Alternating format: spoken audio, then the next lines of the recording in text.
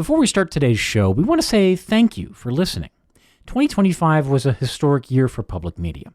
We have been defunded, but not defeated, and your financial support before the year ends will send us into 2026 with the critical funding we need to keep telling local stories. If you've already made a gift this year, we really appreciate it.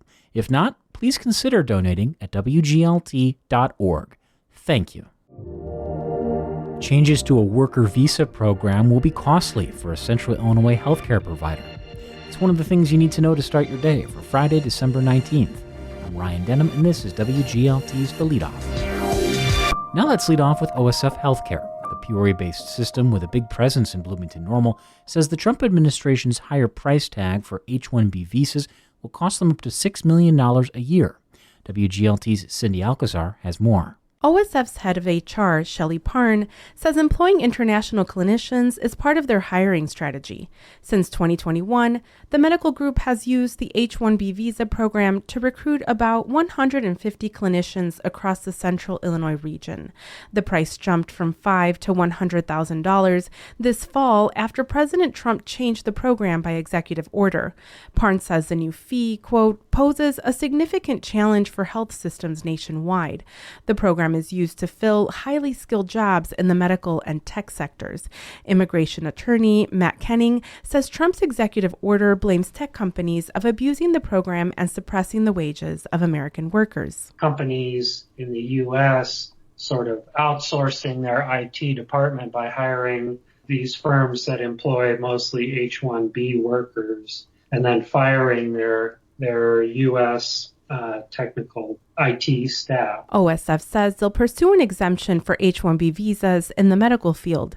Illinois State University economist A.J. Samant says some companies may be forced to pass that cost to consumers. Companies will find it worthwhile to pay these higher fees to hire top management, but it will be very expensive for them to pay these higher fees for entry and mid-level positions. For The Leadoff, I'm Cindy Alcazar. Here's some other stories we're following in the WGLT newsroom. The town of Normal is not going to meet a goal to begin construction of the Uptown Underpass by the end of the year, according to the city manager. The town has to finish the underpass by September of 2027 or forfeit some federal grant money. Congressman Eric Sorensen says healthcare is the number one piece of unfinished business in Washington this year. The Democrat, who represents parts of Bloomington Normal, says Republicans blocking a vote on extending healthcare subsidies until next year means many will see premiums skyrocket. The Trump administration is suing Illinois over access to the state's complete unredacted voter registration database. That includes sensitive information such as voters' dates of birth and partial Social Security numbers. You can find more on these stories at WGLT.org.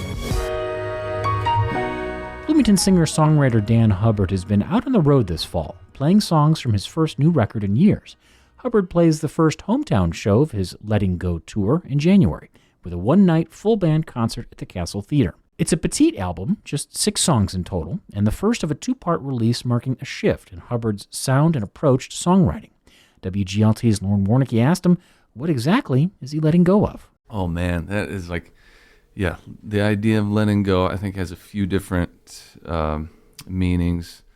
What's been sticking with me the past couple of years is, if you love someone, you let them go. Sometimes you have to let them go. You have to let them be who they want to be, where they want to be. So that's I think the big theme of this record.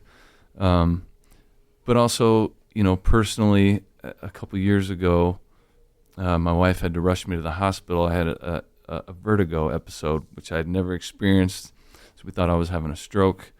And it became apparent to me, as I was healing from that I had some stuff from my past that I had never dealt with, some emotional issues I hadn't dealt with. And so I really also had to work throughout the process of making this record the last couple of years of letting go of some guilt and shame from my past.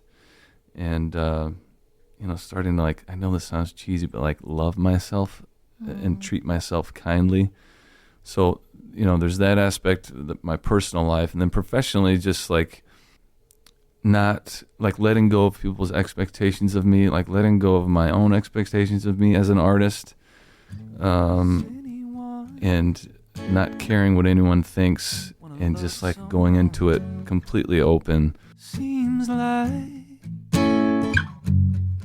We just wanna be right. To be justified.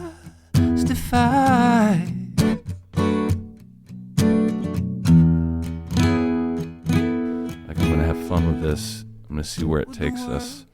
And I think that's just like the best way to create. So, you know, I feel like it's my best work, and that's probably why I just didn't care. I think it's important to not care going into creating something, at least. Like, there's a time that comes later on after you've made the record, you got to start caring what it sounds like and all that. But in general, I was just like, hey, maybe this will come out. Maybe it'll just be something I do for fun. I don't know. And that was a really freeing thought. Everybody wants to be saved by something or someone. I don't want you to change. I'm not looking for love. Everybody wants to be saved. Feels different. Yes. It feels vulnerable. It feels personal. And I think that really taps into this idea that you've said of like, well, I just kind of let it go.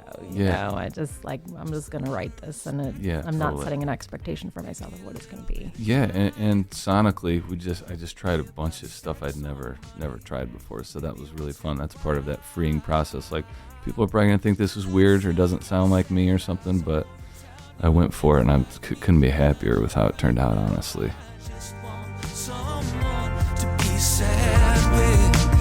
Everybody wants to be saved by something or someone.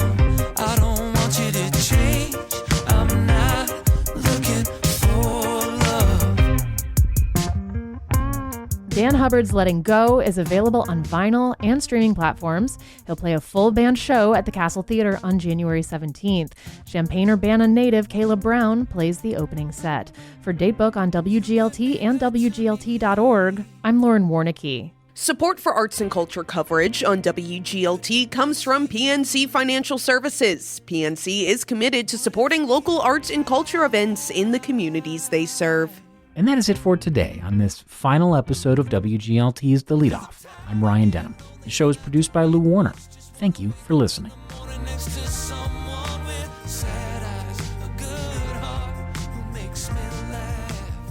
Just want somebody with sad eyes.